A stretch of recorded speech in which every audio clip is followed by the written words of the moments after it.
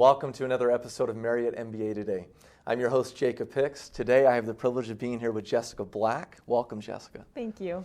Jessica's a broadcast journalism student here at the Y, and she and I had the privilege of visiting the state of Utah Governor's Office of Economic Development. And when you and I were there, we learned a lot about what the state does to bring jobs here, tax breaks, grants, other incentives. You had a chance to interview folks from the governor's office itself, from GOED, the Governor's Office of Economic Development, as well as those on the receiving end, some of these business leaders who are bringing these jobs. So what is it they're liking about Utah, Jessica? The companies actually said that while the incentives got their attention, the people in the atmosphere is what kept them here. We figured it was worthwhile to reach for the stars, but the beautiful thing is it's actually happening.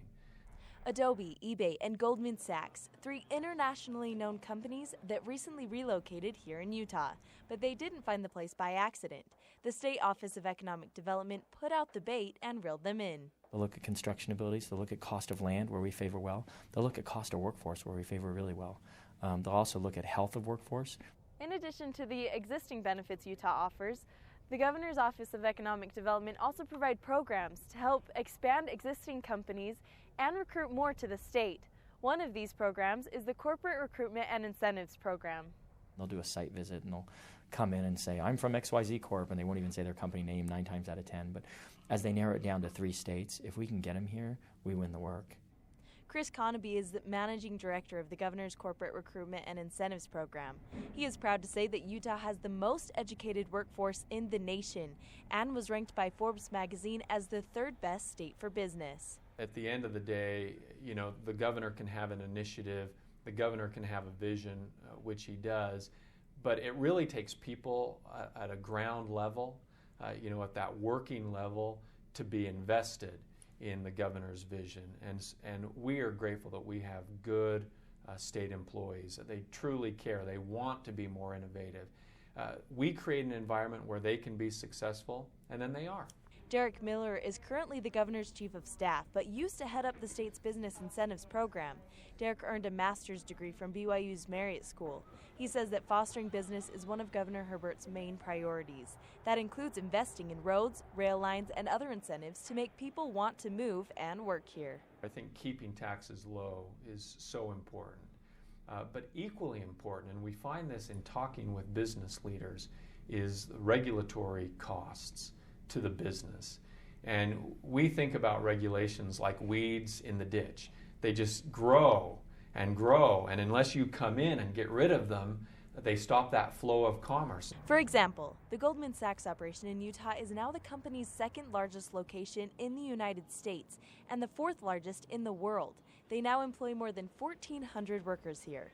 They say they like the business climate the state offers. The governor at the time and the state was very welcoming to us, even though our operations at that point were very, very small. We continued to expand our operations here in large part because of the welcoming business environment that Utah provides. That, in addition to having really talented labor very easily accessible, has made the story of being here a very easy one and a very positive one for our firm. The Corporate Recruitment and Incentives Program doesn't only trade tax breaks for high-end jobs. Larry Coughlin oversees Boeing Utah operations. He says Boeing is more interested in the state's job training incentives. What the state will do is up to a limit. For every person that we put through one of the community colleges or one of the universities here to train to work in our shops, the state will match that, which is a really nice way to. It's a win-win for everybody, for the people, us, and for the state, the universities. So this is a really nice way to move forward. The governor knows that convincing businesses to come to Utah requires some coddling, but trading some tax breaks in the future for high-paying jobs today can be a good deal for Utah families. Oftentimes people will read in the newspaper about an incentive that was given, and they'll focus in on that, and that's not the only thing that we do. Spencer Eccles is the executive director of the Governor's Economic Development Team and earned his MBA from BYU. Eccles says the state also reaches out to homegrown businesses like Qualtrics or 1-800-CONTACTS to expand in Utah. We've got 4 objectives.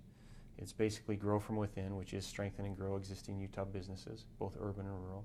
Increase our innovation, entrepreneurship, and investment.